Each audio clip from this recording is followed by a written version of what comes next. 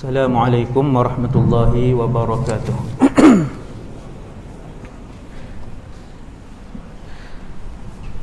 A'udzu billahi minasyaitonir rajim. A'udzubillahi. Kuat lagi. Dah sikit. Dah ni kuat je. Tak contoh.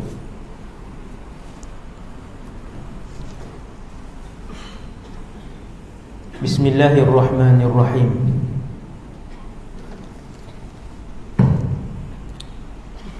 Alhamdulillahi rabbil alamin. Wa afdhalus salati wa atammut taslim ala sayyidina wa maulana wa habibina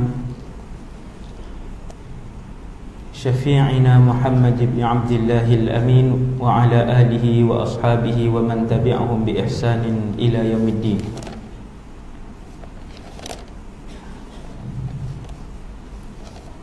La hawla wa la quwwata illa billah al-aliyyil azim. Wa la hawla wa la quwwata illa billah al-aliyyil azim. ولا حول ولا قوة إلا بالله العلي العظيم وبعد نويت الاعتكاف في هذا المسجد سنة لله تعالى رضينا بالله ربا kami reda Allah Tuhan kami وبالإسلام دينا kami reda Islam cara hidup kami wa bi Muhammadin nabiyyan wa rasula kami juga redha bahawa Muhammad sallallahu alaihi wasallam seorang nabi dan rasul.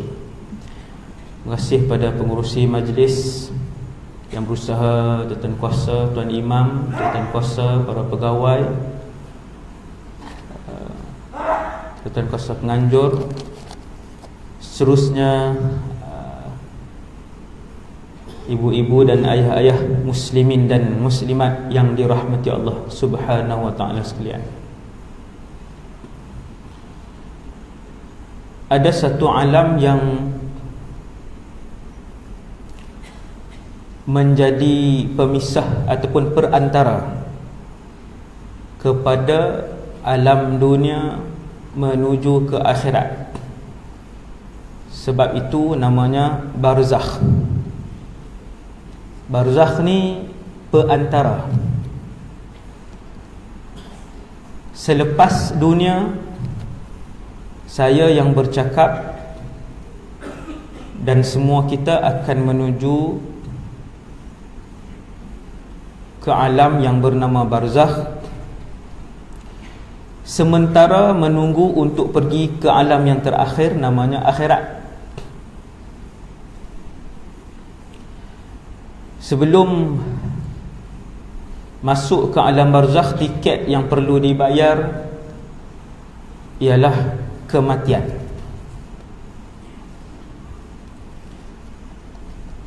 Fakta nombor satu malam ni yang kita nak dengar sebelum ke barzakh, setiap yang ada nyawa akan merasakan sakit mati. Setiap yang ada nyawa akan merasakan sakit mati dan merasakan kematian. Manusia tidak keseorangan. Tuan-tuan sekalian, bukan kita sahaja yang mati. Ada 5 jenis makhluk yang akan mati.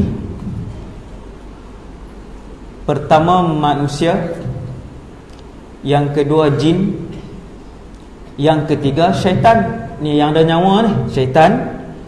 Yang keempat binatang. Yang kelima hak ada nyawa yang akan mati, namanya malaikat. 5 ini mati dan kemudian akan dihidupkan kembali. 5 ni betapa ramainya. Sekejap lagi kita cerita sikit betapa banyaknya makhluk ini. 5 ni mati, kemudian selepas Ditiup sangkakala yang kedua, kelima-lima bangsa ini akan bangkit kerana roh dikembalikan ke dalam badan masing-masing. Manusia mati, tanam, badan dia hancur, tulang belulang dia hancur, darah dia sama macam binatang, sama macam jin, sama macam syaitan. Begitu juga malaikat. Subhanallah.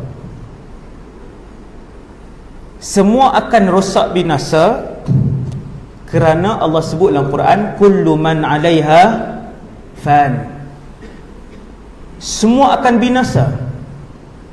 Wa yabqa wajhu rabbika dzul jalali wal ikram. Zat yang kekal hanyalah Allah Subhanahu wa taala.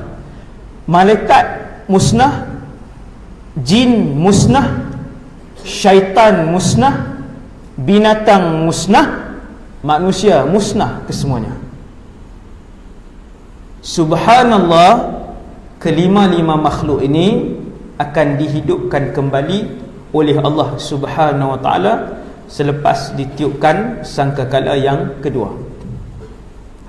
Satu, semua mati. Maksudnya kayalah dia macam mana pun. Ini untuk muhasabah.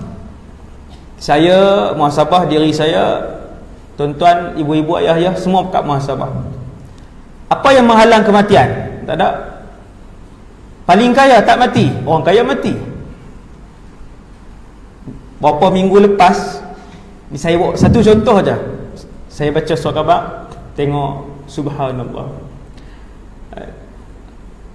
mati almarhumah, lepas panggil kat dia Iron Lady. Iron Lady ni orang lah, bukannya Superman. Orang panggil dia sebab dia cergas lah, macam-macam pegang jawatan. Orang panggil Iron Lady. Meninggal tak? Meninggal. Kaya tak? Kaya. Pekerja dia 6,000 orang. Bukan 3 orang kerja runcit, bukan 80 orang kerja di hotel pekerja dia, bukan. 6,000 pekerja dia. Security force yang bawa duit dari tempat ke bank yang tu 6,000 pekerja dia. Sebulan dia bayar gaji berapa? Banyak tuan. Jutaan. Bayar gaji saja juta. Meninggal ke tak? Meninggal. Orang pegang jawatan, almarhum Sultan Kedah, almarhum yang meninggal itu, berapa kali jadi agung? 2 kali. Meninggal ke tak? Meninggal. Kullu nafsin dha'iqatul maut. Paling apa? Yang tak meninggal ni paling apa? Yang paling kaya meninggal, yang paling gagah meninggal, yang paling masyhur meninggal, yang paling cantik meninggal. Tidak ada yang boleh menghalang untuk ajal diutuskan oleh Allah Subhanahu wa taala. Satu. Yang kedua, fakta yang kedua, tidak ada siapa yang tahu bilakah ajal.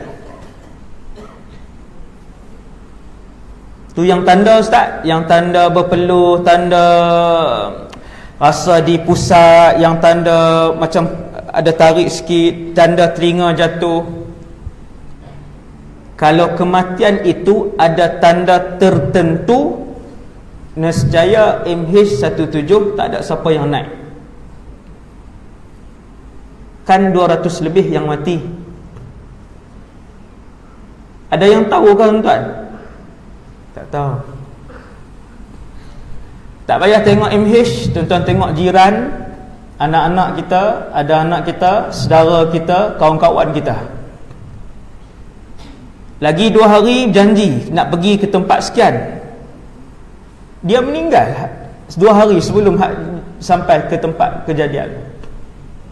Sihat je, pergi kerja, balik kerja, petang tadi main dengan kita, main bola, 2 hari sebelum kejadian meninggal. Dia pun tak tahu, kita pun tak tahu. Ibunya yang melahirkan dia juga tidak tahu, kerana Allah sebut dalam Quran surah Luqman ayat 34, wa ma tadri nafsum madza taksibu ghada. Kalian tak tahu apa yang kalian akan lakukan esok. Wa ma tadri nafsum bi ayyi ardin tamut. Dan tidak ada seorang pun yang tahu di bumi manakah dia akan mati. Anak-anak tahfiz yang 20 lebih tu, 20 berapa orang, tak ada seorang pun yang tahu pada malam tu dia akan meninggal. Wartawan pergi jumpa yang hidup ni, pergi tanya, saya tengok berjam-jam, saya tengok perangai wartawan. Yang jadi wartawan kena bertakwa kepada Allah Azza wa Jalla. Dia tanya seorang-seorang, dia kata, adik semalam ni yang selamat lah, semalam waktu kejadian tadi ada benda pelik, ada benda berlaku perkara pelik yang disedari oleh semua pelajar. Budak tu kata, tak ada apa pun, semalam macam biasalah. Dia tak puas hati, kawan ni jawab tak ada apa macam biasa. Dia tanya yang lain pula, adik semalam ada tak yang kawan-kawan yang syahid yang kebakaran semalam tunjukkan reaksi yang pelik? Tak ada apa pun, kami solat isyak macam biasa, kemudian tidur lah. Dia tak berhenti, dia tanya lagi. Dia nak suruh jawab, kata, semalam kami nampak macam mereka ni berpeluh-peluh, malam kami. Ada tanda ke tuan-tuan? Tidak ada tanda khusus. Sebab tu tuan-tuan jangan tunggu tanda. Tambah-tambah zaman hari ni kematian mengejut itu banyak. Jangan tunggu, kita jangan tunggu tanda. Tengok telinga saya duk elok lagi ustaz, kan tak jatuh-jatuh pun hidung pacak, maka dia tak ada tanda. Kedua, kematian itu tidak ada tanda khusus. Sebulan sebelum mati, kan ada kita dengar kan, berapa minggu sebelum mati, 10 hari sebelum mati. Siapa yang melihat tanda itu dan tahu kematian dia? Tonton tengok kematian yang berlaku di keliling kita, jiran kita, saudara kita, kawan kita. Dia panaskan makanan, kemudian duduk di meja, duduk di depan di ruang tamu, meninggal.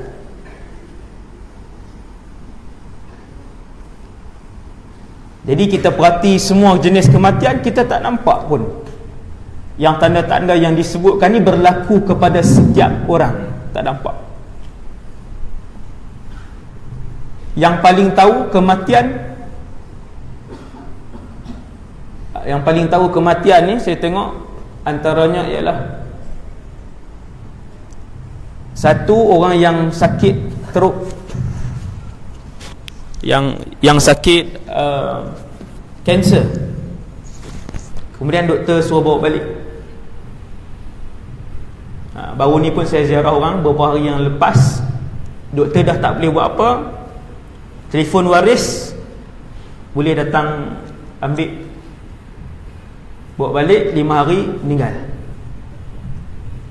Orang yang dah habis ubat, dah habis alat digunakan di hospital, habis ubat, habis alat, habis bedah, kemudian doktor telefon bawa balik.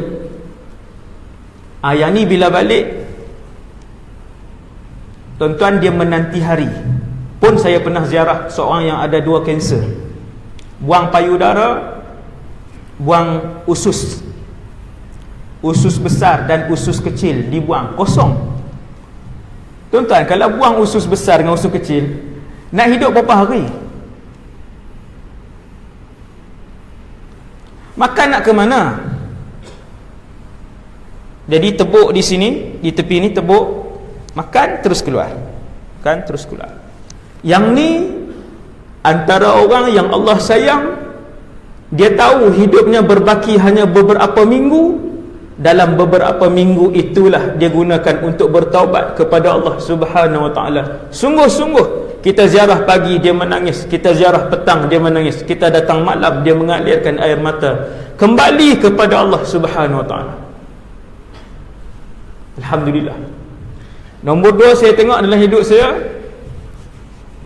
ini bukan contoh, kena pergi tengok. Antaranya ialah banduan akhir.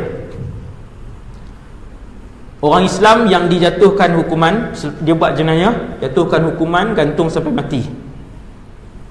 Di Malaysia alhamdulillah, kalau yang dijatuhkan hukuman mati gantung sampai mati itu Islam, maka hukuman itu akan dijatuhkan pada hari Jumaat di antara jam 6 hingga jam 7 pagi. Alhamdulillah. Saya dah pernah tengok keadaan penjara, sel yang nak diletakkan orang yang nak digantung, kemudian tempat gantung tu pun saya dah pernah tengok. Tali dia saya dah pernah pegang, dan saya dah jumpa dengan pegawai polis yang duduk di jabatan penjara tu. Tuan-tuan boleh tengok. Mereka ni dia tahu hari apa dia nak mati, tapi Allah sebut kita tak tahu bila kita mati. Jawapannya mereka tahu hari apa, di antara jam berapa, tetapi mereka tidak tahu minit keberapa dan saat keberapa. Yang tu juga membuatkan seorang manusia beberapa hari sebelum digantung sudah tidak ada makanan yang boleh melepasi kerungkungnya. Tak boleh. Walaupun hari terakhir, banduan akhir, hari Khamis, dia akan diberikan pilihan untuk memilih makanan tidak melebihi RM6.50. Saya tak tahulah sekarang ni makanan naik sikit, amount tu dinaikkan ke tidak, saya tak tahu. Tapi setakat yang saya tahu sampai tahun ini jumlah itu lebih kurang RM6.50 atau RM7.50. Banyak yang samsing waktu hidup dulu masuk kemudian dihukum gantung. Hilang kesamsingannya, dah tak ganas, badan masih bertatu, ada tatu, di tangan masih bertatu. Tapi bila masuk dalam sel akhir, tunggu 6 hari, kemudian 5 hari, kemudian 4 hari, kemudian 3 hari. Hari yang terakhir, air kosong pun dah tak boleh masuk dalam mulut ni. Air kosong. RM6.5 memang boleh nak order macam-macam. Cakotiau lepas kan, chicken chop ada RM5 hari ni. Nak makan ke? Tak makan. Sebab apa? Sebab tahu esok jam 6 akan digantung. Nak tunjuk samsing lagi ke? Kebanyakannya bertaubat kepada Allah Subhanahu Wa Taala. Pagi esok solat subuh berdiri tak boleh. Dah tak boleh berdiri tuan-tuan. Nak berdiri tak boleh dah. Lemah kedua-dua belah kaki. Panjang bacaan Fatihahnya, panjang rokoknya, panjang sujudnya, panjang bacaan doanya, merintih dan menangis memohon ampun kepada Allah Subhanahu Wa Taala. Dulu ni waktu sihat, berdoa pun tak mau. Habis sembahyang bang zikir apa pun tak mau dah. Lapar perut. Tu kan, lapar perut lah. Lapar. Sombong dengan Allah. Tetapi Allah Subhanahu Wa Taala kasih dengan sebahagian orang. Ni Allah kasih. Bila Allah kasih, bagi peluang untuk dia bertaubat. Majoriti yang lain tak sempat bertaubat kepada Allah. Lelaki ni dia selalunya kalau masuk jadi banduan akhir, esok nak kena gantung, majoriti bertaubat kepada Allah SWT. Tuan. Jadi kita tak tahu bilakah ajal, maka sentiasa bersedia, kerana kehidupan yang di sana itu sangatlah panjang. Kehidupan yang di alam akhirat. Yang ketiga, saya cepat sikit. Mati itu menyakitkan. Mati itu ialah sebuah kesakitan.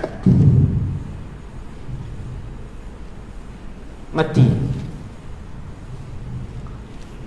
Semua orang termasuk para rasul apabila mati maka sakit. Kalau orang soleh ustaz, ulama-ulama, awliyaullah, orang soleh, Rasulullah pun mati sakit, meninggal dan Nabi sakit. Ini bukan khilaf, yang ni bukan khilaf. Hadis sahih riwayat Imam Bukhari. Antara yang melihat Rasulullah merasai kesakitan mati ialah Sayyidatuna Aisyah.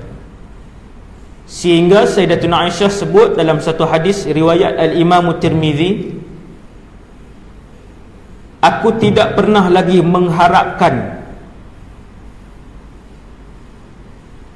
keringanan, ataupun tidak pernah lagi mengharapkan tidak sakit sakarat mati selepas aku melihat Rasulullah sallallahu alaihi wasallam melalui keperitan mati semasa nazak baginda. Hadis riwayat Imam Tirmizi.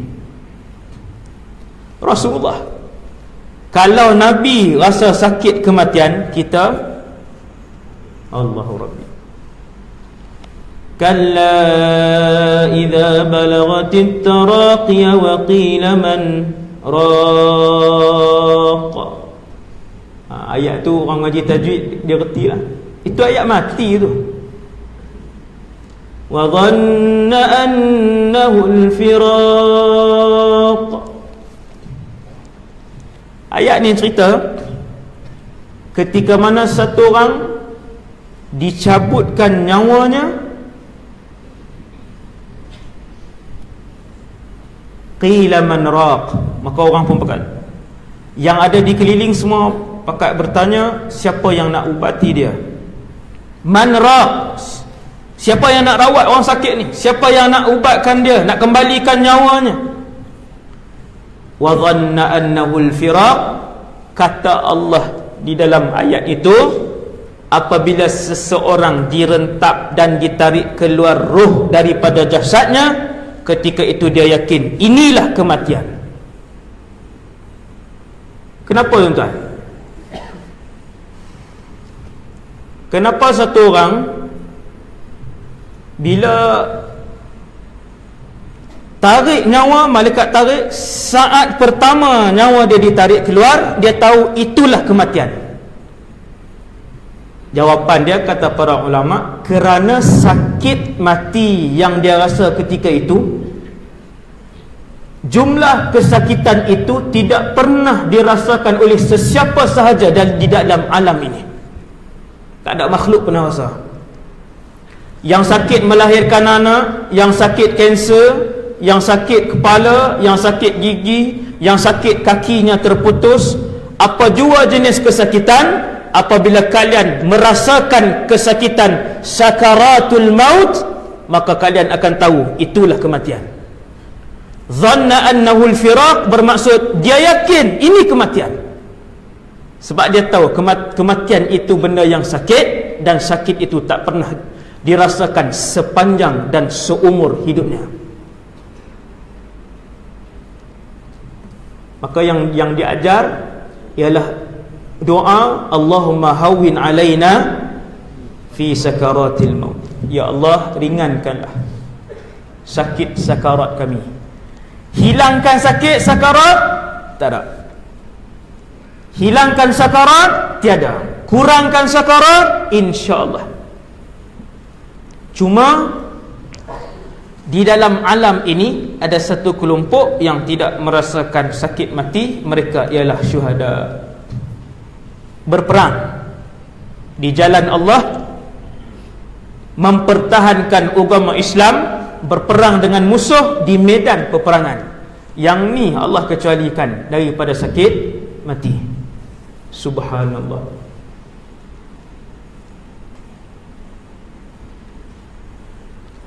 Pakat-pakat berazam untuk mati syahid. Tiap-tiap malam minta dengan Allah untuk mati syahid.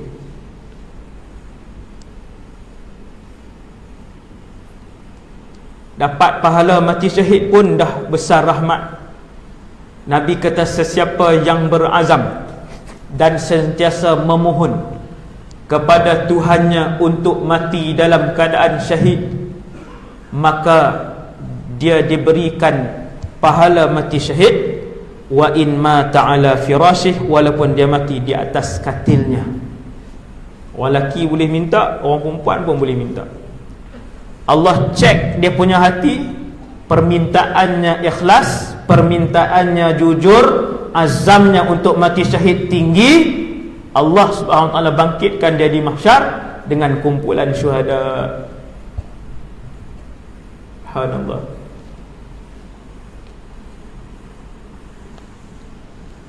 Nombor 5, fakta kelima, yang paling penting sekali ialah bagaimana kita menghabiskan hidup ini.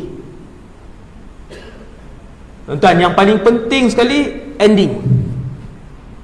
Kalau sepanjang umur datang ke masjid, akhirnya ending dia buat amalan ahli neraka, maka dia mati su'ul khatimah.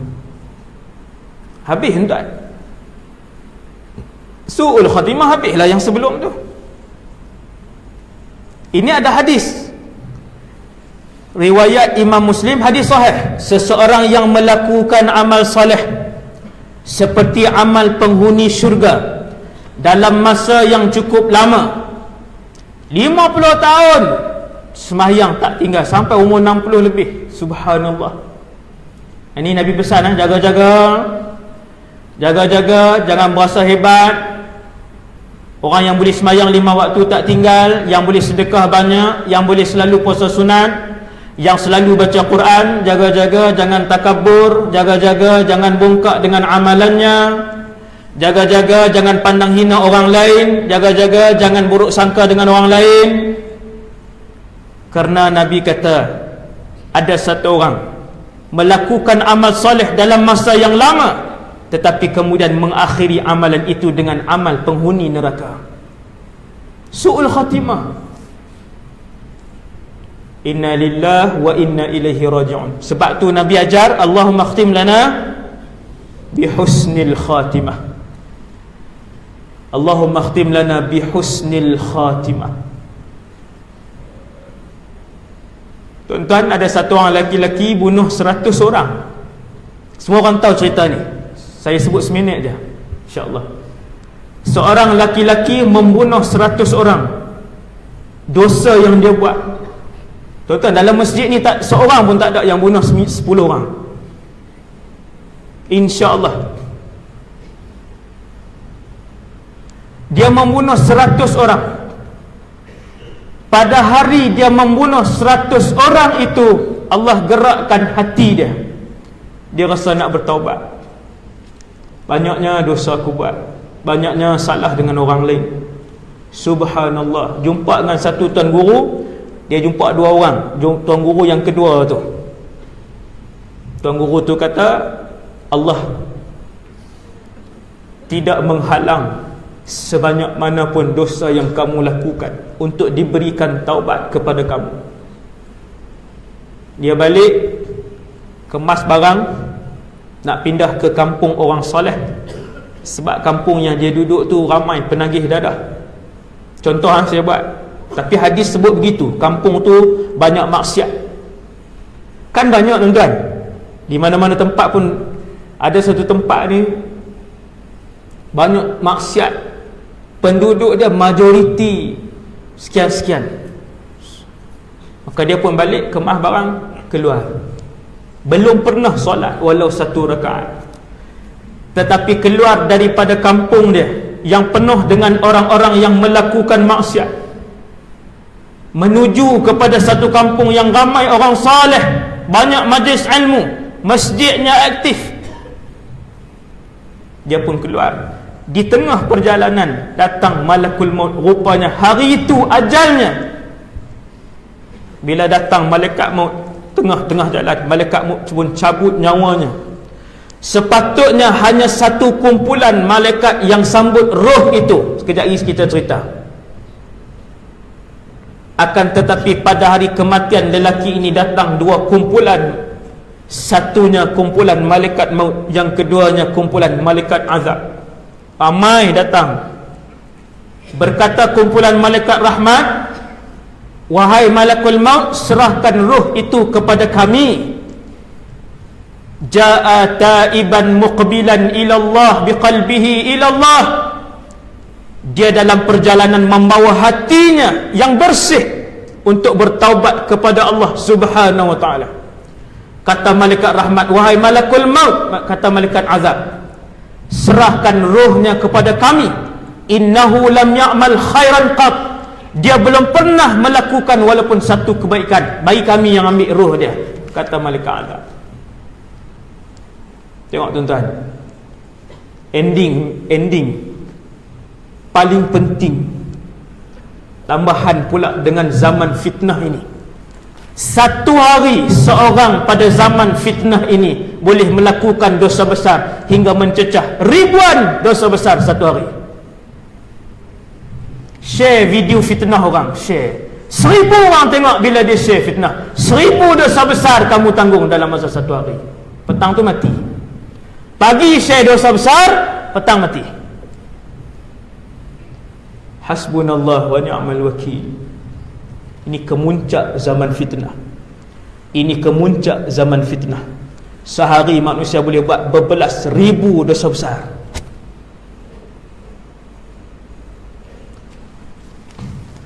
Allah sebut dalam Quran. Yang ni dalil wujudnya alam barzakh. Tuan-tuan yang ada dalam masjid ni balik bagi tahu kepada semua anak-anak, alam barzakh ini wujud. Wajib beriman dengan wujudnya alam barzakh. Adanya munkar dan nakir, adanya siksa dan taman syurga di alam barzakh, yang malam ni kita akan sebut insya-Allah. Allah sebut dalam surah Al-Mu'minun ayat 99 hingga ayat 100. Hatta idza jaa ahadahumul maut, kata Allah, ketika mana mati itu datang, orang tu ditarik nyawa dia. Qala rabbi rji'un. Ya Allah, rupanya betul ada akhirat. Ni hari pertama ni roh masih di tangan malaikat maut. Antara ucapan pertama yang akan saya dan kita semua sebut ialah, ya Allah, boleh tak kembalikan kami, nak balik ke dunia. Kenapa nak balik ke dunia?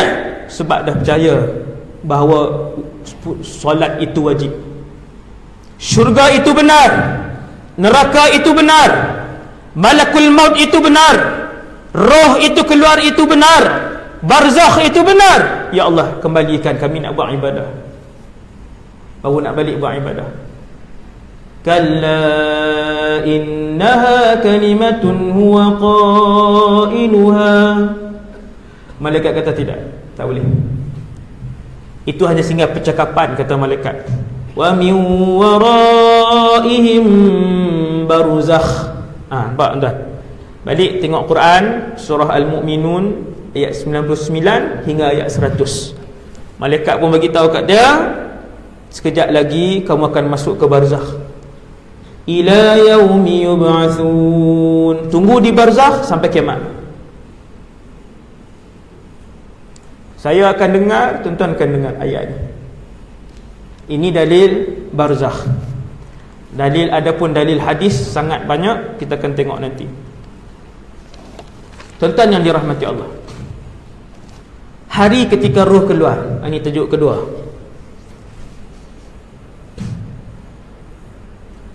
Hari ketika roh keluar.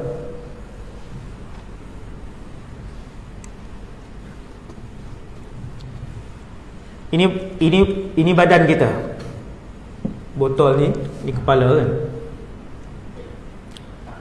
Ada orang mati terbakar, ada orang mati melahirkan anak, ada orang mati tenggelam, ada orang mati aksiden. Hari ni banyak aksiden.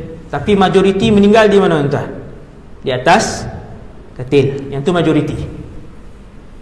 Mana ada majoriti mati melahirkan anak? Adalah kes mati terbakar sebagainya. Tapi yang paling ramai atas katil. Okey, kita tengok apa yang berlaku. Wajaat sakratul maut bil haqq. Dan ketika itu datanglah sakratul maut dengan sebenar-benarnya. Berimanlah waktu itu waktu itulah iman kita menjadi 100 markah. Tetapi dia tidak lagi dinilai oleh Allah Subhanahu wa taala. Sebab habis dah, alam ujian dah habis, waktu tu dah nak ambil keputusan. Ni alam ujian untuk menyatakan keyakinan dan keimanan kamu kepada barzakh, kepada wujudnya Allah, kepada adanya para malaikat, kepada adanya mahsyar sekarang. Sebab waktu roh ditarik keluar, kita dah nampak alam. Kita sudah nampak alam ghaib. Hari pertama manusia dan saya semua, kita semua akan melihat alam ghaib, ialah saat ketika mana seluruh roh itu keluar daripada tubuh kita. Tuan. Dzalika ma kunta minhu tahid. Surah Qaf ayat 19. Allah Ta'ala sebut mati itu datang kepada kamu, kamu pun lihat, kamu percaya bahawasanya ada kematian, kamu percaya bahawasanya ada ghaib. Itulah kematian yang selama ini kamu lari daripadanya. Tak pernah fikir tentang kematian. Habis-habisan mengejar dunia, menyembah dunia.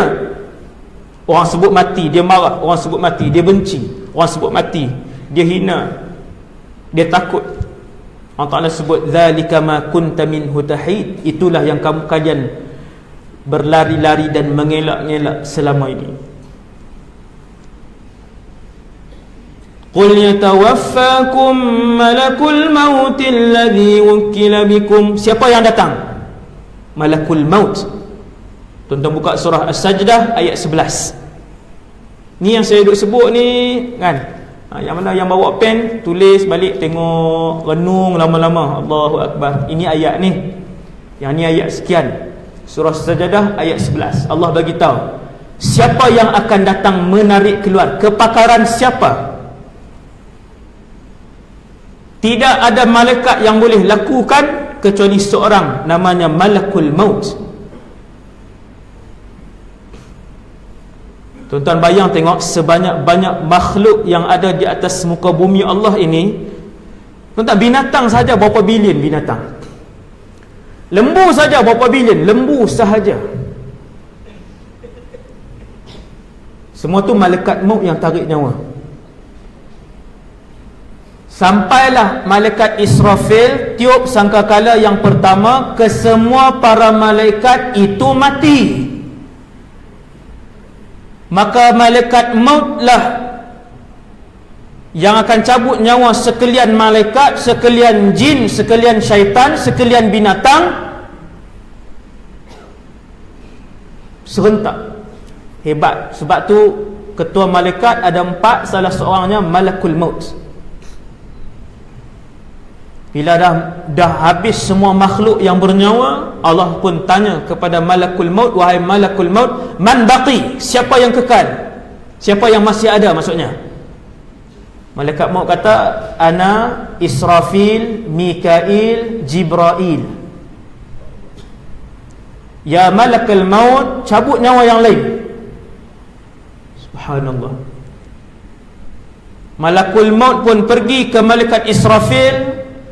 Yang besar malaikat Israfil, jarak di antara telinga ke bahunya sejauh 70 tahun perjalanan. Dicabut nyawa Israfil, dicabut nyawa Jibrail, dicabut nyawa Mikail. Lalu Allah bertanya dalam keadaan Allah tahu, wahai malakal maut, siapa yang baqi? Baqitu ana wa ya al-wahidul qahar. Kekal masih berbaki sekarang ini ialah aku, Malakul Maut, dan juga zat Allah Al-Hayyul Qayyum, zat yang maha hidup dan maha berdiri dengan sendiri. Lalu Allah berkata kepada Malakul Maut, ya Malakal Maut, mut, matilah kamu.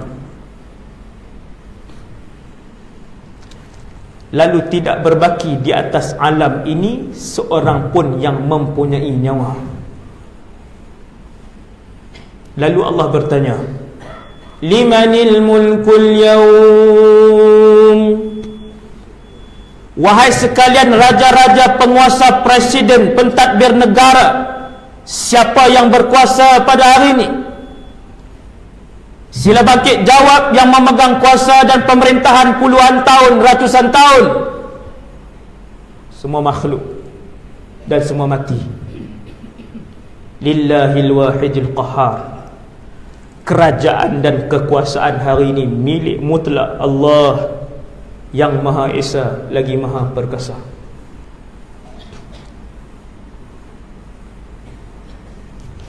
Bila satu orang nak meninggal, satu, ni saya cerita hari nak meninggal. Poin nombor satu, pastikan rumah yang ada orang nazak. Kita tahu orang nazak ni, kita tahu, selalunya kita tahu dia nazak. Macam baru ni saya ziarah tu, dia nazak 5 hari.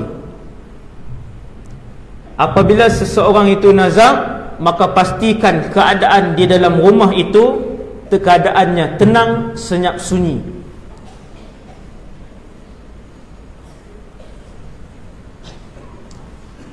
Tuan-tuan, perkara yang paling sakit dalam hidup ni mati. Apabila satu orang nazar, dia nak mati, adakah dia seronok untuk dengar di keliling dia bunyi muzik, untuk dengar di keliling dia TV tu orang pasang dengan rancangan-rancangan haram, untuk dia tengok di keliling dia ada yang isap rokok, ada yang duduk berlawak, ada yang di dapur bising nak masak? Selesakah dia untuk menuju ke barzakh dan juga merasakan satu jenis perkara yang paling menyakitkan dalam kehidupan dia, dalam keadaan rumah yang begitu sekali bising dan sebagainya? Tapi ini yang berlaku dalam masyarakat kita. Sepatutnya macam mana? Sepatutnya yang balik ramai-ramai tu sewa homestay. Bukan suruh dia orang sewa homestay, kita sewa lah homestay. Kalau kita waris terdekat yang duduk di kawasan tu, ambil 2 homestay, laki-laki di sini, perempuan di sini, di rumah pusaka, di rumah tok, di rumah tok wan atau nenek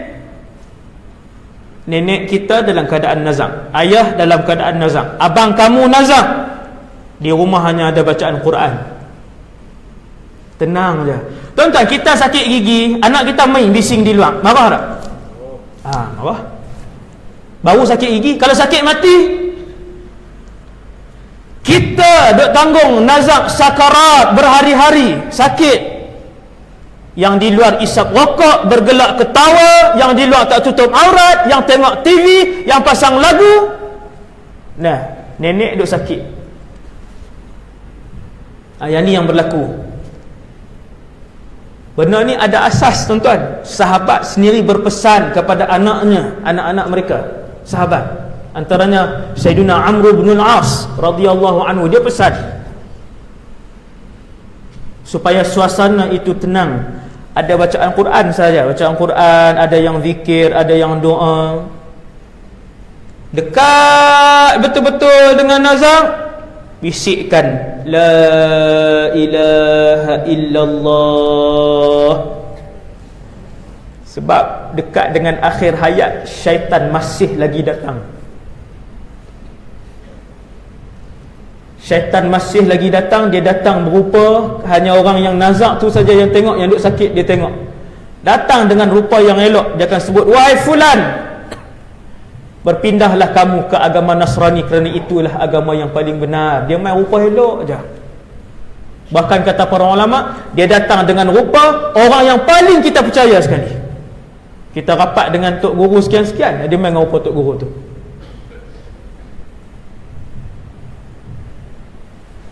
Dia datang lagi saat sakarat, dia kata, wahai fulan, beralih kamu ke agama Yahudi, itu agama yang paling benar. Dia datang. Bila seorang ada ilmu, ada iman, dia tahu yang tu syaitan. Tu kita bisik la ilaha illallah, tapi jangan kerak. Bukannya setiap 5 minit kan, setengah jam bisik, lagi lepas 20 minit bisik. Macam tu, jangan kerak. Jangan duk la ilaha illallah, mati macam tu je. Mati tekanan. Larat dia nak sebut orang mati ni tuan-tuan. Tak boleh dah, tangan pun orang yang nak mati ni, tangan nak angkat pun susah. Sebab tu Allah Subhanahu Wa Taala cipta kalimah la ilaha illallah. Tuan-tuan tak buka bibir pun boleh sebut la ilaha illallah. Tengok, saya tak gerak bibir pun. La ilaha illallah. Supaya di saat sakarat itu seseorang mudah untuk menyebutkan kalimah la ilaha illallah.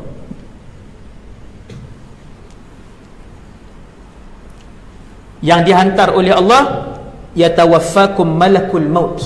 Namanya malaikat maut, Israel. Nama yang paling sahih malakul maut. Kata Allah, thumma ila rabbikum turja'un. Kemana malaikat maut akan ambil nyawa kita, roh kita?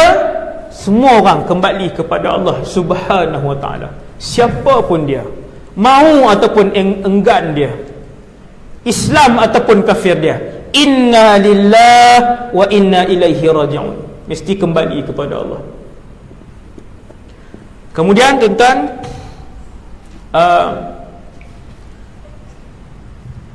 bila dah duduk, yang pertama kita kata ni, kita pun talqinkan dia, bagi semangat. Tuan-tuan, kita nak masuk final satu-satu sukan pun kalau tak ada orang bagi semangat, lemah. Ini nak pergi alam lain, berpindah seorang diri. Maka bila dia duduk di sini, kita ramai-ramai datang.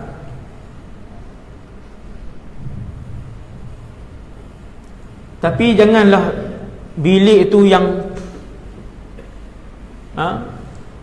yang pakai seluar ketat, yang pakai nampak aurat penuh juga dalam bilik itu.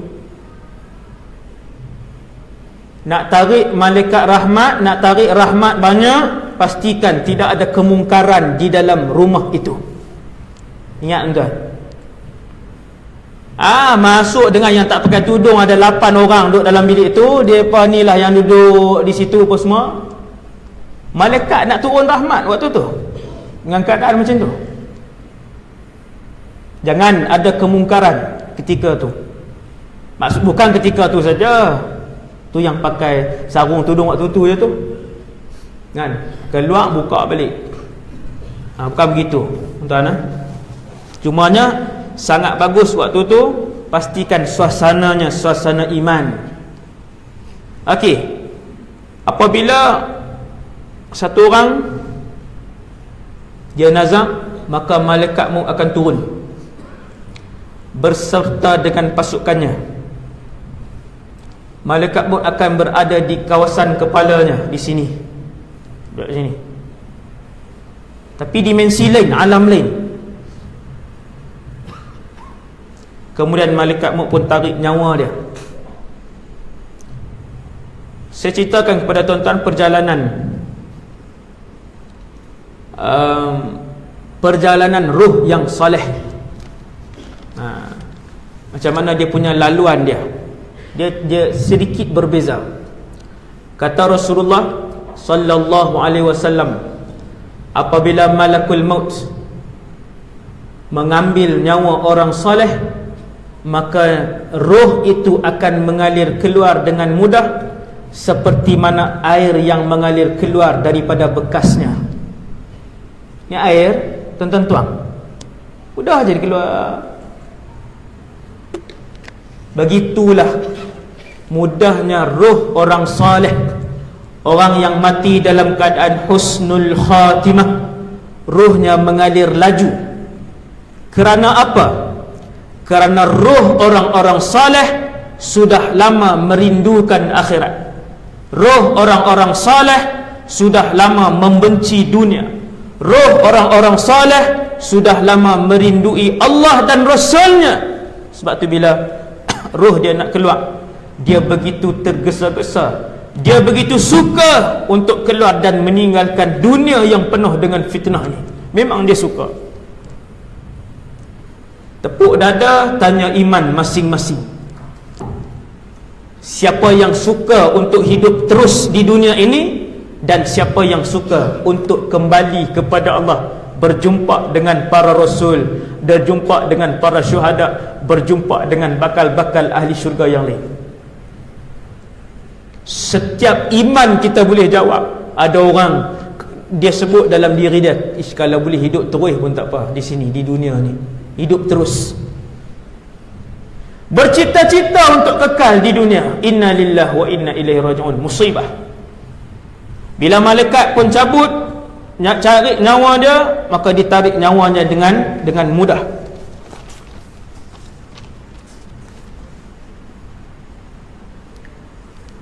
Apabila ditarik nyawanya, waktu keluar tu tuan-tuan, walaupun cepat, tetapi tempoh keluar roh itu, itulah tempoh sakaratul maut dan kesakitan. Tapi tak lama. Sakit tetap sakit, tetapi tidak lama bagi orang-orang yang husnul khatimah. Sebab apa tak lama? Sebab rohnya mengalir laju. Apabila dia keluar, dia akan keluar ke sini melalui sini. Ini perjalanan roh, dia akan keluar melalui sini. Dia akan mula kosong, roh itu mula kosong di kaki. Ini air, ni penuhkan air dalam botol ni penuh, ni semua roh. Malaikat tarik di sini, yang kosong di sini. Tarik sepanjang dia keluar tu sakit. Dan ketika mana roh itu keluar, kosong di kakinya, kosong di lututnya, kita rasa waktu tu kosong. Subhanallah, sakitlah. Waktu tu tak nampak lagi, alam ghaib belum nampak. Roh sampai ke pusatnya. Tuan, ni bercantum ni roh ni, tengok saya genggam. Bercantum ni roh. Suruh orang mati buat, tak boleh, sebab di tangannya tidak ada roh. Roh yang sudah bercantum, bersalut dengan tulang belulang, daging, kulit ini akan dicerai, tarik keluar. Sebab tu sakit, nak pisah. Kosong di perutnya, kosong di pinggangnya, kosong di dadanya. Lalu sampailah di kerongkongnya. Kalla idza balagatit taraqi wa qila man raq. Ni sampai di sini. Ketika roh sampai di kerongkong yang dinamakan sebagai ghargharah, kan kita dengar bunyi ada yang panjang sikit. Apa ni? Ghargharah. Itu sampai di sini. Ditarik, dikosongkan daripada kaki sampai ke sini. Waktu roh sampai di halqum, itulah berlaku satu peristiwa yang besar, iaitu pertamanya Allah tutup pintu taubat kepadanya selama-lamanya. Habis. Tidak dibuka sesaat dan tidak dibuka seinci pun. Malam ini pintu taubat dibuka oleh Allah selama mana roh kita tidak sampai di ghargharah, seluas langit dan bumi. Siang dan malam, pagi dan petang, setiap saat dan setiap waktu, di mana sahaja kita berada, kita lafazkan taubat kepada Allah, insya-Allah Allah menerimanya. Tapi bila dah sampai di sini, dia sampai di kerongkong ni kosong. Habis Allah Ta'ala tutup. Yang keduanya, apabila saya dan kita semua roh sampai di kerongkongan, ketika itulah kita akan melihat dua alam serentak. Tapi tak lama nah, bukan sampai hari ketiga, hari ketujuh dia balik tengok pula apa jadi dengan kereta dia, siapa pakai. Balik hari ke-30 tengok pula kedai dia siapa ambil. Tak ada.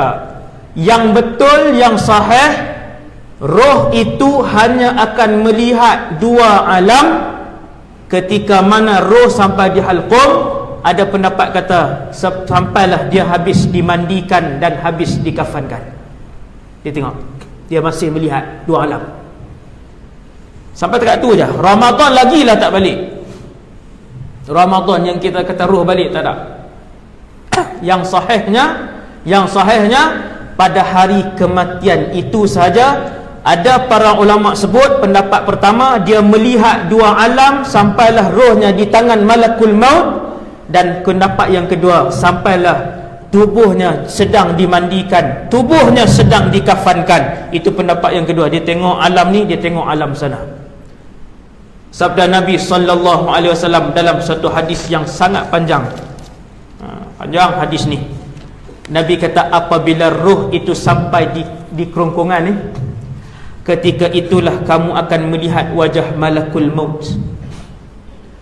Apabila kamu paling melihat wajah malakul maut yang datang dalam keadaan yang berseri-seri, mukanya bercahaya dan senyum kepada kamu, ketahuilah bahwasanya kematian kamu itu adalah dengan husnul khatimah. Kamu ialah orang saleh, kamu orang beriman yang mati pada hari itu. Alhamdulillah.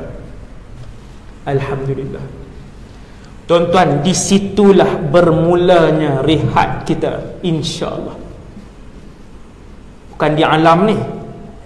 Ni dunia, alam bekerja, alam letih, alam bersusah payah, alam berkorban untuk mendapatkan redha Allah dan redha Rasul. Dunia ini, malaikat pun cabut nyawa dah sampai di sini. Sampai di sini kita pun paling, kita tengok mana? Tuan-tuan tengok orang mati, dia tengok ke mana? Ar-ruhu idza qubid tabi'ahu al-basar, kata Nabi. Roh itu bila ditarik, penglihatan itu akan melirik dan mengikut roh itu. Ni mata kita akan tengok daripada kaki tu. Hari itu nampaklah roh. Hari itu kita akan tengok roh ni, roh yang ada dalam tubuh ni. Subhanallah. Bila sampai ke sini, malaikat pun tarik, sebab malaikat duduk di sini. Bila malaikat tarik roh itu di tangan dia sampai ke sini, kita pun ikut roh itu. Sebab tu kita tengok ke arah sana. Sebab tu kita tengok ke arah tu. Kita yang hidup pun pegang mata dia. Orang mati mata terbuka ke mata tutup? Mata terbuka. Filem Melayu je mati mata tutup. Tak cakap lagi. Kajian kurang kan? Koman, no? Kena tambah lah yang tu kan. Patutnya mati tembak ke apa ke, cekik ke, mata terbuka lah. Itu sains kan. Dari segi agama, mata itu sedang melihat rohnya yang keluar. Kita pun tutup bismillah wa ala millati rasulillah. Tu disunatkan tutup.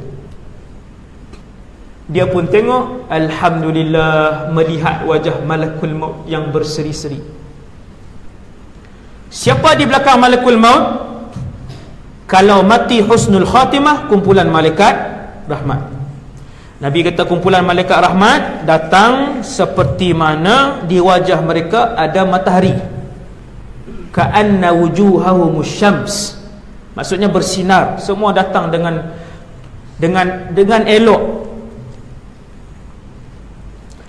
Lalu bila nak keluar dalam keadaan sedang keluar roh tadi, malaikat maut pun sebut, ayyatuhan nafsut tayyibah, wahai roh yang baik, ukhruji ila maghfiratin minallahi wa ridwan. Ayuh keluar untuk mendapat redha Allah dan juga pengampunan daripada Allah. Wahai roh yang baik, sekejap lagi kamu akan pergi ke alam barzakh. Wahai roh yang baik, kamu jangan takut dengan apa yang kamu tinggalkan. Kamu jangan sedih dengan rumah yang kamu tinggalkan. Kamu jangan sedih dengan anak-anak dan harta yang kamu tinggalkan. Wahai roh yang baik, kedudukan kamu elok di barzakh. Allah Ta'ala sebut dalam surah Fussilat ayat 30. Innal ladzina qalu rabbuna Allahu thumma istaqamu. Tuan-tuan tengoklah ayat tu nanti. Ayat ini akan disebutkan pada hari roh yang mati dalam keadaan husnul khatimah, malaikat-malaikat akan pujuk dia. Subhanallah. Sudahlah kesemua malaikat datang dalam keadaan yang berseri-seri. Sudahlah malaikat-malaikat datang dalam keadaan senyum kepadanya. Malaikat pujuk dia pula. Allah sebut dalam surah ni, tuan-tuan boleh tengok Dalam surah Fussilat ayat 30, tatanazzalu alaihimul malaikah, malaikat-malaikat yang turun ketika tu nak sambut roh yang mulia ini, mereka pun pujuk, alla takhafu, wahai roh yang saleh, jangan takut, wala tahzanu, jangan sedih, tempat kamu elok di sana. Jangan risau dengan anak-anak dan isteri kamu, kamu tinggalkan anak dan isteri dan anak-anak yang saleh. Selalu orang yang husnul khatimah ni, anak-anak dia pun semua salat, anak-anaknya pun semua menutup aurat. Alhamdulillah. Sebab tu malaikat kata jangan takut, keluarga kamu insya-Allah elok keluarga kamu, kata malaikat. Malaikat pujuk dia, jom kita pergi. Pergi ke mana? Ila maghfiratin minallahi wa ridwan. Jom, Allah nak ampunkan kamu, Allah nak redha kamu, jom kita pergi. Lalu kata Nabi sallallahu alaihi wasallam, dia pun dipakaikan dengan kain daripada syurga dan wangi-wangian daripada syurga. Bukan tubuh dia yang dipakaikan, tuan-tuan, roh dia. Bagaimana hari kejadian nanti, kesemua kita akan melihat. Ini perjalanan roh yang soleh, tuan-tuan. Dipakaikan wangi-wangian syurga, dipakaikan dengan pakaian syurga. Subhanallah, tak masuk syurga lagi, dah mula diberikan.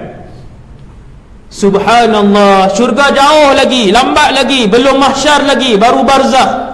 Allah dah terus keluarkan, pergi ambil wangian syurga, pergi ambil pakaian syurga, kain daripada syurga, pakaikan dia. Wangi syurga ni, tuan-tuan, kalau buka pintu syurga, kita berjalan di atas titian sirat, puluhan tahun sebelum sampai di depan pintu syurga, dah bau semerbak wangi-wangian datang daripada dalam syurga. Wangi. Disitulah orang husnul khatimah akan rasa dia itu seperti raja di dunia ni. Allah dah buat dia jadi raja. Itulah raja sebenar, itulah sultan sebenar, itulah perdana menteri sebenar, apabila dia dimuliakan oleh Allah dan para malaikat. Tuan-tuan, jadi macam pengantin, jadi macam raja betul-betul. Dipakaikan wangi-wangi apa semua, lalu dibawa ke mana? Menuju ke langit. Semua roh, ini semua roh. Inilah perjalanan kita naik ke atas. Apabila sampai ke atas, pintu langit ditutup. Pintu langit 24 jam ditutup. Sampai kita bercakap malam ni pun sedang ditutup, dikawal dengan ketat. Sebab dulu syaitan-syaitan dan jin-jin ifrit mencuri maklumat. Sebab malaikat kesemuanya ada tugas. Ada malaikat turun membantu orang miskin, ada malaikat turun bantu anak yatim, ada malaikat turunkan hujan, ada malaikat menarik kesedihan daripada hati orang beriman. Jutaan tugas. Jadi dulu langit tidak ditutup, para jin ifrit, dan ifrit sahaja, jin-jin biasa dia tak boleh terbang, dia duduk di bawah aja. Yang ifrit yang boleh terbang ni, dengan syaitan naik dan dia curi maklumat. Lepas tu dia beritahu lah dekat bomoh-bomoh ni. Kemudian bila roh kita dibawa, diusung, diapit dengan mulianya naik ke atas, malaikat tetap bertanya. Malaikat yang jaga pintu langit pertama tetap tanya. Dia kata, siapa? Lalu kata Nabi, disebutkan dengan nama yang paling mulia, yang paling kita suka. Nama kita, tuan-tuan, nama kita kekal sampai di padang mahsyar. Elok-elok pilih nama anak, tak payah ambil lah, tak payah ikut lah nama-nama yang pelik-pelik.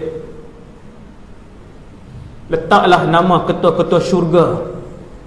Nak pakai lama, tuan-tuan, di mahsyar saja puluhan ribu tahun. Nak pakai nama yang baik-baik ni lama. Bila malaikat yang jaga pintu langit pertama tanya siapa, lalu dijawab oleh malaikat yang bawa roh kita yang ramai tadi ni. Nabi sebut ramainya malaikat ni bersusun-susun sampai sejauh mata memandang. Bila kita tengok malaikat maut tu, kita nampak di belakang malaikat maut segerombolan, betul tak? Betul. Sekumpulan bersusun-susun sepanjang sejauh mata, maddal basar dalam bahasa Arab disebut. Maddal basar ni sejauh mata memandang. Yang ramai inilah, iring kita naik ramai. Malaikat yang jaga tanya siapa? Fulan bin Fulan. Nabi kata, tapi malaikat rahmat sebut dengan nama yang paling mulia, yang paling kita suka. Lalu disemak. Lalu malaikat yang menjaga langit pertama mendapati nama kita ada di dalam tu. Oh, maksudnya ada yang tak ada nama, Ustaz? Ya. Allahu Akbar. Habis yang tak ada nama habis. Yang tak ada nama, Ustaz. Lalu tidak dibuka. Yang tu kita tak cerita. Ni yang perjalanan ruh soleh. Lalu dibuka pintu langit. Bila buka pintu langit dengan wangi-wangian, tuan-tuan, malaikat bukan tinggal di dalam syurga, malaikat tinggal di langit. Langit ialah tempat tinggal malaikah, bukan tempat tinggal malaikat, tidak tinggal di dalam syurga. Apabila satu orang dipakaikan pakaian syurga, wangian syurga, wangi itu semerbak memenuhi alam langit yang pertama. Lalu para malaikat pun bertanya, ma hadzal ruhut thayyib, milik siapa roh yang baik ini? Maka malaikat yang iring kita ni sebut, oh ni milik Fulan bin Fulan, orang soleh.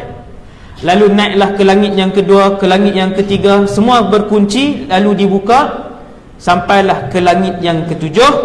Lalu Allah Subhanahu wa ta'ala berkata kepada kita ketika itu, uktubu kitab abdi fi illiyin, ambil buku amalannya dan simpan di satu tempat yang bernama illiyin. Kalla inna kitabal abrari lafi illiyin. Tu kan kita baca ayat tu. Ayat itu nak bagi tahu ada satu tempat di alam sana bernama illiyin. Illiyin ialah satu tempat Allah Subhanahu wa taala arah para malaikat untuk simpan buku amalan orang-orang soleh. Tuan-tuan, bila dengar Allah sebut simpan bukunya di illiyin, alhamdulillah, syukur. Buku kita disimpan di sana, tuan-tuan. Kita tak bawa buku itu ke barzakh. Buku itu akan kita lihat satu persatu isi kandungannya ketika mana nama kita dipanggil di satu alam yang lain yang bernama mahsyar. Tu cerita mahsyar. Dulu kita dah pernah cerita di sini. Mahsyar pernah di sini. Oh, mahsyar belum lagi. Allah Akbar. Tu buku tu takkan dilihat kecuali di mahsyar, sehelai demi sehelai. Kita ke barzakh tak bawa buku tu. Kemudian Allah pun arahkan supaya dikembalikan roh itu. Ke mana? Ke barzakh. Boleh tahan lagi ni? Nak 8.30 dah. Saya tengok dah ubah kaki dah tu. Cukup lah kot. 10 minit lagi. 10 minit lagi. Tengok terpacak semua ni. Semua duduk di barzakh dah ni. Subhanallah. Menunggu ajal. Ada orang malam ni dia dengar, selepas sebulan ajal dia tiba. Dan malam ni dia ada bersama kita. Contoh bukan saya kata ada, contoh. Nanti ustaz telefon lah nanti kan, beritahu. No? Okey, tuan-tuan sekalian, kemudian roh itu pun turun satu persatu. Jasad kita dimandikan. Mandi. Punyalah sakit tubuh kita waktu sakarat tadi, roh tak ada dah dalam tubuh, kesakitan masih dirasai. Subhanallah. Sebab tu yang memandikan mayat jenazah haram mengasari mayat. tubuh tu. Haram, sengaja mengasari. Roh kita, tubuh kita dimandikan, dikafankan. No? Ada pendapat yang ulama kata kita lihat waktu tu, kita pun tengok, alhamdulillah. Hak mati husnul khatimah ni dia tengok, alhamdulillah. Ramai orang soleh pada hari kematian dia.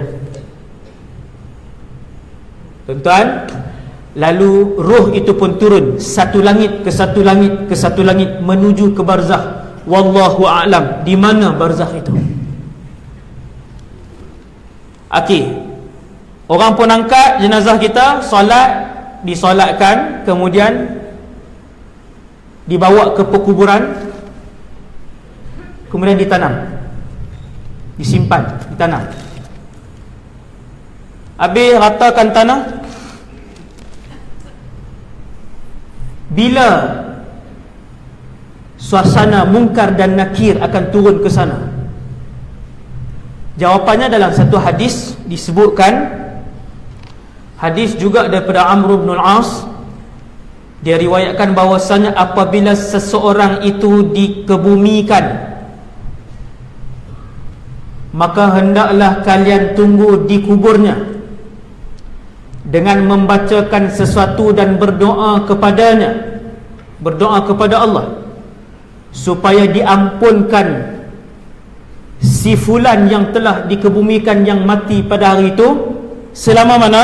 Ini dengar tuan-tuan, Nabi sebut sekadar sekira-kira seekor kambing disembelih, dilapah dan dibahagi-bahagikan dagingnya, kerana dalam tempoh itulah mungkar dan nakir akan turun, akan datang dan mempersoalkan, menyoalkan yang berada di alam sana. Kira-kira sejam tuan, 1 jam. Memang ada hadis bahawasanya apabila kesemua orang meninggalkan kubur, maka akan datanglah malaikat mungkar dan nakir. Kalau macam tu, kalau siapa faham literal dia, maka dia duduklah di situ 10 hari. Malaikat mungkar tak mai, duduk tunggu 10 hari. Malaikat dia kata, ni bila nak balik ni? Kita nak pergi tanya mana ni? Bukan macam tu. Nabi nak bagi tahu 2 benda. Yang pertama, ada benda yang didengar oleh penghuni di alam barzakh, antaranya la yasma'u sawta qar'ini 'alihim, orang yang berada di barzakh sana pada hari pertama kematiannya, dia dengar bunyi tapak kaki mereka yang meninggalkan tanah perkuburan. Tu suasana tu lagi gerun tuan-tuan, dengar bunyi. Kita duduk di bawah dah ni. Keadaannya sempit, keadaannya gelap, keadaannya sunyi, berseorangan ketika itu. Tapi tak habis lagi, orang tinggal kita. Selalunya yang balik awal ni siapa tuan-tuan? Anak-anak yang tidak soleh.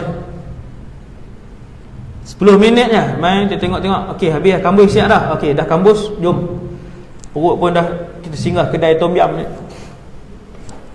Dia tak heran, yang meninggal tu ayah dia, yang meninggal tu mak dia, dia ada kerja banyak, dia kata. Cuti dapat sehari je, cuti dapat 2 hari je. Ogi si fulan, Allahu Akbar. Anak soleh dia tunggu lama. 4 orang anak soleh, 5 orang anak soleh, kesemuanya tunggu sejam, 2 jam. Berdoa untuk si ayah, berdoa untuk si ibu tadi. Maka ramaikanlah anak-anak soleh. Bila balik tuan-tuan, maka roh itu dikembalikan. Kembalikan ke mana? Wallahu alam, tapi masuk ke alam sana. Kalau kita korek balik lubang tu, memang tengok jasad duk macam tu lah. Tetapi Nabi sebut roh akan dikembalikan, datang mungkar dan nakir, mereka berdua mendudukkan roh itu. Fayujlisanihi, hadis sahih. Maksud fayujlisanihi ni mendudukkan dia, mendudukkan macam ni. Macam tu, duduk macam tu. Melunjur. Berdiri macam, tapi tak berdirilah. Dia punya badan macam tu, lepas tu kaki masih melunjur macam tu. Maka kamu akan melihat mungkar dan nakir. kedua-duanya tubuh mereka berwarna hitam. Ainahuma azraqan, mata mereka kebiru-biruan, dan di tangan mereka ada penukul yang seandainya seluruh makhluk bumi ini berhimpun untuk mengangkatnya, nescaya mereka tidak akan mampu mengangkatnya. Pukul tu. Orang soleh yang meninggal ni, dia tengok belah kanan dia ada satu orang lagi.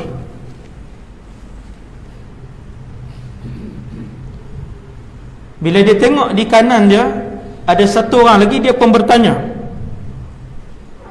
siapa kamu? Wajah kamu ialah satu wajah yang sesiapa pun tengok, wajah yang mendatangkan kebaikan. Lalu orang itu pun jawab, ana amaluka salih, aku ialah amalanmu yang baik.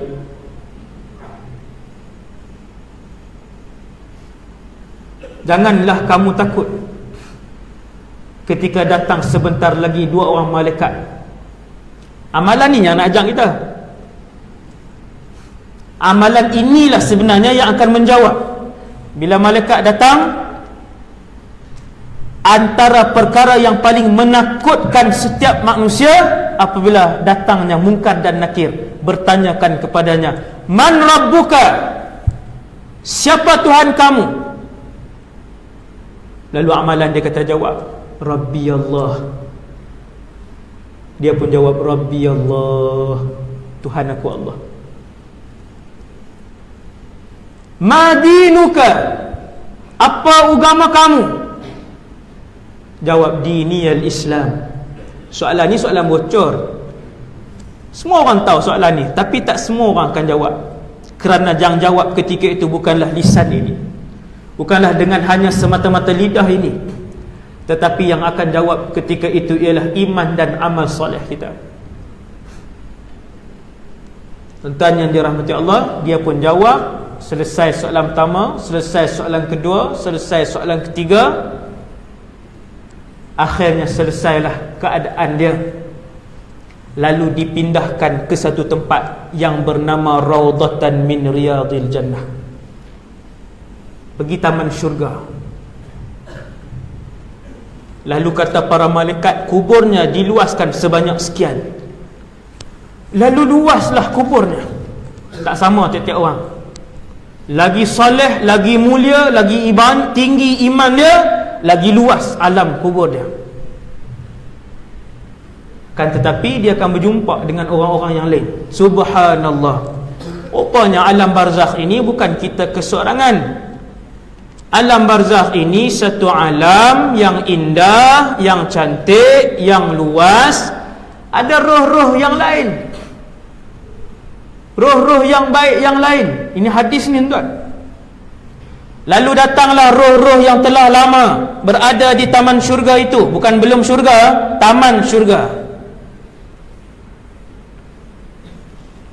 Di Malaysia ni ada istana-istana, tuan-tuan. Tuan-tuan pergi ke taman istana pun, tuan-tuan akan bercakap, kalau boleh tinggal di istana, di taman istana pun tak apa dah ustaz. Tak masuk istana pun tak apa. Mewahnya taman mereka. Itu di dunia. Itu dunia. Kalau taman syurga, Allahu Rabbi, apa yang akan berlaku di taman syurga? Siapa yang ada di sana? Apa perbualannya? Apa yang akan kita buat setiap hari di taman syurga? Sehingga untuk menunggu sampai kiamat. Semua itu dalam ceramah yang akan datang insya-Allah. Suspense sikit. Sebab cerita dia panjang lagi. Nanti kita akan tengok, orang kata realiti dalam taman syurga tu banyak lagi. Makankah kita? Berjalankah kita? Adakah roh orang hidup boleh bertemu dengan roh yang orang yang mati? Tu ada perbahasan yang lagi panjang, lagi 1.5 jam. Kita taruh, kita simpan untuk taruh tu bahasa Kedah. Simpan tahun depan insya-Allah. Tahun depan insya-Allah nanti akan disusun oleh pihak masjid. Tuan-tuan sekalian, sekolah saya baru nak naik ni. Insya-Allah bulan awal bulan depan baru nak naik bangunan yang pertama. Perlukan yang pertama yang saya paling perlu ialah doa daripada tuan-tuan. Doa yang soleh supaya dimudahkan, doa yang baik supaya dimudahkan pembinaan tu yang memerlukan paling sikit RM5 juta. Tak naik apa lagi. Tuan-tuan bakat-bakat doa lah. Kalau ada Abdul Rahman bin Auf di dalam masjid ni kan, bolehlah datang jumpa dengan saya, yang Uthman bin Affan kan, yang Allah bagi kelebihan kepada mereka untuk naikkan kolej yang saya nak buat naik ni, masuk umur 11, keluar umur 23. Dalam tu keluar dengan ijazah lah, keluar dengan ijazah, tak perlu ke mana lah, semua di training di situ insya-Allah. Jadi yang baik daripada Allah SWT, yang lemah dan kurang daripada diri saya sendiri. Aqulu qali hadza astaghfirullahal azim li wa lakum. Subhanakallahumma wa bihamdika asyhadu an la ilaha illa anta astaghfiruka wa atubu ilaik. Innal insana lafi khusr illa alladhina amanu wa amilus salihati. Assalamualaikum warahmatullahi wabarakatuh.